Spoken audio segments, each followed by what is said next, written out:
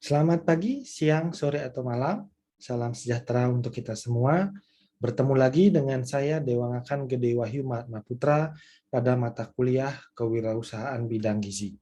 Jadi pada topik kali ini kita akan membahas mengenai aspek teknis dan operasional pada kewirausahaan bidang gizi yang dibagi menjadi 3 topik besar, yaitu yang pertama mengenai desain produk, lalu yang kedua mengenai perencanaan dan proses kapasitas produksi, lalu yang ketiga mengenai supply chain management atau SCM. Baik, langsung saja kita masuk ke topik yang pertama mengenai desain produk. Apa itu desain produk? Ya, desain produk itu merupakan sebuah proses ya dalam mengidentifikasi atau menentukan kira-kira apa yang dibutuhkan oleh konsumen kita. Ya, atau bisa kita katakan sebagai sebuah peluang pasar. Ya, peluang pasar ini kita identifikasi atau kita tentukan mulai dari menentukan apa sih yang masalah yang dialami oleh masyarakat, kemudian kita mengembangkan solusi yang tepat, ya, dan memvalidasi atau memberikan ya solusi tersebut kepada real user atau penggunanya atau calon konsumen kita. Apakah mereka cocok atau tidak terhadap produk kita. Ya. Dalam menentukan sebuah desain produk ya, kita gunakan kemampuan seperti empati atau rasa memiliki rasa yang sama ya, seolah-olah merasakan apa yang dirasakan oleh pengguna atau oleh konsumen, atau bisa juga kita menggunakan observasi ya untuk memahami penggunanya atau memahami calon konsumen kita. Apa yang kita pahami bisa kita katakan dari kebiasaan mereka, tingkah laku mereka, kebutuhan mereka, atau keinginan mereka. Ya, jadi kita gunakan empati dan observasi untuk memahami calon konsumen kita. Ya, desain produk. Nah, yang ketiga ya, desain produk juga harus bermanfaat untuk kelangsungan bisnis dalam jangka panjang. Itu penjelasan singkat mengenai desain produk. Ya, tujuannya sekarang, menurut Ulrich dan Eppinger, desain produk mempunyai 5 tujuan. Yang pertama itu harus berguna, ya, harus bermanfaat untuk penggunanya dan untuk pembuatnya, lalu memiliki tampilan yang baik dan unik, ya, lalu mudah digunakan dan mudah untuk dirawat, memiliki harga yang bersaing, serta dapat digunakan sebagai media komunikasi antara produsen atau si pembuat dengan konsumennya. Kita lanjut ya ke slide berikutnya. Manfaat dari desain produk yang baik. Ya, manfaatnya apa? Yang pertama dapat meningkatkan penjualan produk kita. Ya, lalu meningkatkan posisi kita di pasar. Ya, meningkatkan posisi, kemudian membangun identitas atau brand image yang lebih kuat dalam berbisnis. Lalu membuat produk atau layanan baru yang dapat membuka pasar baru, ya. Lalu meningkatkan loyalitas dari konsumen kita atau pelanggan kita, lalu mengurangi waktu untuk pemasaran produk, dan yang terakhir adalah mengurangi keluhan dari pelanggan kita. Lanjut ya ke slide berikutnya. Langkah-langkahnya yang pertama kita harus melakukan riset, ya, melakukan penelitian, mencari tahu apa sih yang dibutuhkan, apa sih yang diinginkan oleh penggunanya. Ya, setelah itu kita buat desain desain awal, prototype, lalu kita uji coba produknya kepada calon pembelinya, calon penggunanya, kemudian kita ubah lagi, kita sesuaikan lagi produknya tersebut, kemudian baru kita launching dan kita lihat hasilnya, bagaimana respon masyarakat, bagaimana respon pelanggan terhadap produk kita. Ya, lanjut ke slide berikutnya. Sebuah ini ya, desain produk. Nah, salah satu contohnya itu adalah dengan packaging.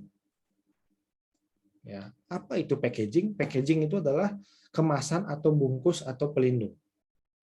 Ya, tujuannya apa? Nah, itu atau mungkin bisa dikatakan packaging itu proses untuk mengemas suatu barang atau jasa agar rapi dan bersih. Jadi ada mengemas ya, baik itu berupa barang atau berupa jasa untuk melindungi barang tersebut. agar dapat diterima pengguna dengan baik.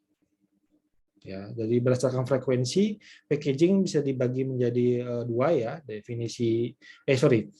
klasifikasinya jadi dua, yaitu yang pertama packaging sekali pakai, yang kedua packaging yang bisa digunakan berulang kali.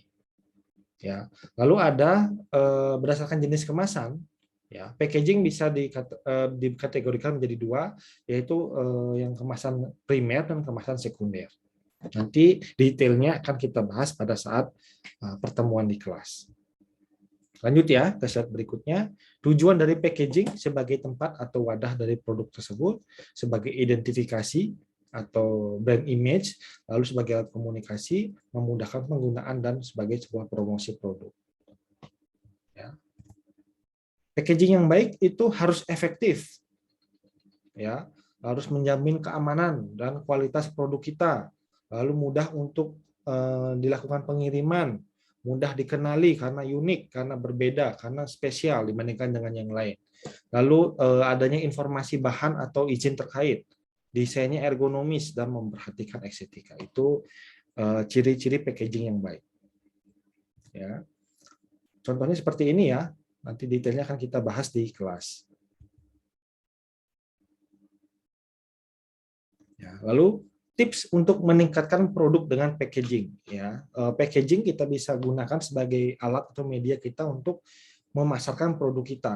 Misalnya kita berkampanye tentang ramah lingkungan, ya, packaging ramah lingkungan, lalu bisa storytelling, ya, melalui kemasan, buat kemasan menjadi berguna, ya, desainnya juga bagus, eye catching, ya, lalu ergonomis dan sesuaikan dengan kelas atau produk target atau siapa nanti calon pembeli kita. Itu terkait dengan packaging. Ya, lalu kita akan lanjut tentang perencanaan dan proses kapasitas produksi. Ya, kapasitas produksi adalah sebuah proses untuk menentukan ya berapa sih produksi yang akan kita lakukan atau berapa sih barang yang akan kita hasilkan. Ya, untuk tujuannya memenuhi permintaan ya pengguna terhadap produk kita. Lalu perencanaan kapasitas produksi juga bisa diartikan sebagai rencana sumber daya ya yang dibutuhkan, berapa sih kita membutuhkan sumber daya untuk menghasilkan produksi kita. Ya. Lalu perencanaan kapasitas produksi ini gunanya buat apa? Gunanya untuk mengatasi ya masalah fluktuasi permintaan. Ya, jadi dalam perencanaan kapasitas produksi ketika kita berhasil atau kita mampu menentukan berapa kapasitas produksi kita akan mampu juga untuk memenuhi kebutuhan pasar. Ya, kita lanjut ya. Hal apa saja yang akan nanti mempengaruhi dari perencanaan kapasitas produksi? Yang pertama dari aspek biaya, ya, aspek modal kerja, lalu aspek kualitas produk dan jasa kita, dan kecepatan kita dalam merespon kebutuhan konsumen. Jadi 4 inilah yang nanti akan mempengaruhi ya perencanaan kapasitas produksi. Lanjut ya ke slide berikutnya. Perencanaan kapasitas produksi ini bisa dibagi menjadi 3 berdasarkan waktunya. Ya, ada jangka pendek, ada yang jangka menengah, dan ada yang jangka panjang. Untuk detailnya nanti kita akan diskusikan di kelas ya. Nanti teman-teman silakan baca ini terlebih dahulu. Ya, lalu tahapan dalam perencanaan kapasitas produksi yang pertama kita harus memprediksi dulu bagaimana kebutuhan atau bagaimana permintaan pasar di masa yang akan datang, sehingga kita bisa mempersiapkan untuk memproduksi sesuai dengan prediksi permintaan untuk prediksi kebutuhan pasar tersebut. Ya, lalu kita nanti juga siapkan kebutuhan materialnya, bahan bakunya sesuai dengan berapa kapasitas produksinya. Kalau kita mau bikin 1000 produksi, ya kita juga siapkan materialnya sejumlah 1000 tersebut. Ya. Lalu kita atur jadwalnya, ya supaya tidak terlalu lama juga tidak terlalu cepat juga jadwalnya. Lalu kita kaji pertumbuhan ekonomi, kaji situasi yang ada di lapangan, kaji juga kemampuan atau daya beli masyarakat. Ya, lalu baru tentukan jadwal produksinya. Itu ya. Lanjut ya ke slide berikutnya. Subtopik terakhir kita akan membahas tentang supply chain management. Ya, apa itu supply chain management atau SCM? Ya, merupakan sebuah koordinasi dari rantai pasokan ya dengan tujuan mengatur supply and demand. Ya, jadi supply chain management ini bisa kita lihat dari gambar ini ya, itu merupakan sebuah proses mulai dari bahan mentah yang kita dapat dari supplier, kemudian kita produksi bahan tersebut menjadi bahan yang sudah siap dijual, lalu kita distribusikan ke pengecer lalu sampai ke tangan konsumen ya. Jadi mulai dari bahan mentah sampai ke konsumen itu merupakan supply chain management. Ya. Kurang lebih seperti itu pengertian simpelnya. Ya, kita lanjut lagi ya. Jadi ini ya pengertiannya ya. Menurut Stephenson sudah, menurut Russell supply chain management itu pengelolaan ya, mulai dari arus informasi, adanya produk, berapa pelayanan sehingga nyampe atau barang yang kita produksi nyampe di tangannya konsumen.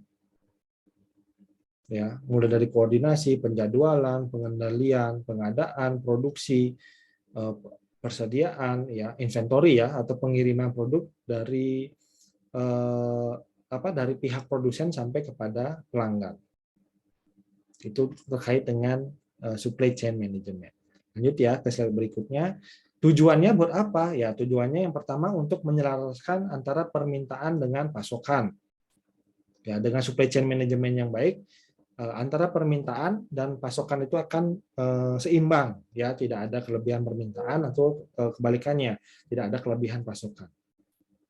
Gitu ya. Lalu supply chain management juga untuk gunanya untuk mengetahui ya dan menyelesaikan masalah mulai dari pengadaan barang, pengolahan supplier hingga hubungan dengan konsumen. Ya, lalu dalam SCM ya juga ditemukan beberapa faktor hambatan ya, misalnya tentang faktor pengadaan barang itu mungkin bisa menjadi penghambat dalam SCM, lalu bisa juga manajemen pemasokannya ya, pemasok barangnya, pemasok bahan baku itu juga bisa menjadi masalah. Lalu bagaimana kita mengelola hubungan yang baik dengan pelanggan, dan yang terakhir hingga manajemen risiko yang kurang baik. Itulah faktor-faktor penghambat dalam proses SCM yang baik. Oke, lanjut ya ke slide berikutnya. Kita bahas secara singkat saja, nanti detailnya kita bahas di kelas ya. Fungsinya yang pertama ya, SCM berfungsi untuk mengubah bahan baku atau bahan mentah menjadi barang yang dibutuhkan oleh konsumen. Ya, SCM juga berfungsi sebagai mediasi pasar, ya, menghubungkan antara produsen, distributor, dan konsumen. Ya. Lalu SCM juga digunakan untuk memastikan pengelolaan sumber daya yang efektif dan efisien. Jadi ini contohnya ya, dari bahan baku muter ke sini sampai balik lagi. Nah, ini adalah supply chain management. Lanjut ya ke slide berikutnya. Manfaatnya menjaga hubungan bisnis yang baik ya, antara produsen dengan pemasok, antara produsen dengan distributor, antara produsen dengan konsumen. Ya, menjaga kepuasan customer ya atau pelanggan. Lalu yang ketiga, adanya efisiensi biaya. Lalu yang keempat, dapat memenangkan persaingan pasar. Ya, itu manfaat dari supply chain management. Lanjut ya ke slide berikutnya. Komponennya apa saja dalam supply chain management? Kita ada 5 komponen. Yang pertama produksi, ya, proses produksinya. Lalu yang kedua proses persediaan atau stok atau inventory.